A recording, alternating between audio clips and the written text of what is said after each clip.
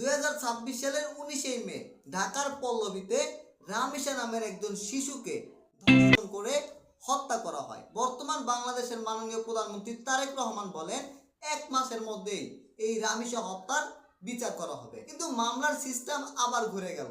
অভিযুক্ত সোহেল রানা ও তার স্ত্রী নিজেকে সম্পূর্ণ নির্দোষ দাবি করেন, দায়ী করেন ডলারকে। মানে মামলার সিস্টেম কিন্তু আবার পিছনের দিকে হাঁটছে। বাংলাদেশের আইন অনুযায়ী শিশু ও নারী নির্যাতনের 200-এরও বেশি ধারা আছে, কিন্তু একজন শিশুকে হয়রানি করার পরে হত্যা করা হলে তার সর্বোচ্চ শাস্তি হয় মৃত্যুদণ্ড, নয়তোবা যাবজ্জীবন প্লাস জরিমানা। যার কারণে শিশু নারী নির্যাতন হয়রানি হওয়ার পরেও তারা সঠিক মতো বিচার উপলব্ধি করতে পারে না।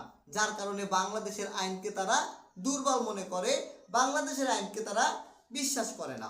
আমরা যদি একটু পিছনের দিকে তাকাই, বাহিরের রাষ্ট্রের যত আইন আছে তারা কিন্তু সাথে সাথে বিচার করার চেষ্টা করে, বিভিন্ন প্রযুক্তির মাধ্যমে সঠিক তথ্য বের করার চেষ্টা করে দ্রুত গতিতে। যার কারণে একজন আসামি সে সঠিক সময় তার বিচার হয়, ওই দেশের জনগণ তখন মনে করে একজন অপরাধীর বিচার হয়েছে।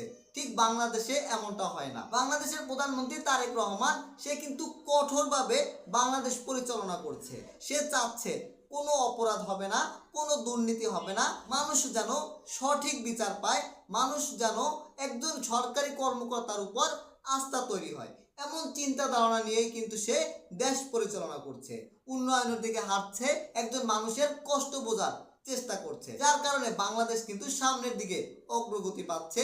এই জন্যই কিন্তু রামেশা হত্যা নিয়ে সে মুখ খুললেন এবং সে বললেন 1 মাসের মধ্যে কিন্তু রামেশা হত্যার বিচার করা হবে।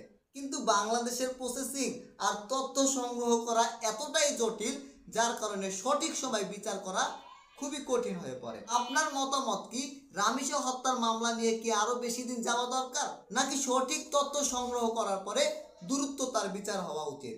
কারণ তাহলে মানুষ বুঝতে পারবে একজন অপরাধীর বিচার হয়েছে। হ্যাঁ বন্ধুরা, এরকম নতুন নতুন ভিডিও পেতে চ্যানেলটি সাবস্ক্রাইব করে রাখবেন। ধন্যবাদ।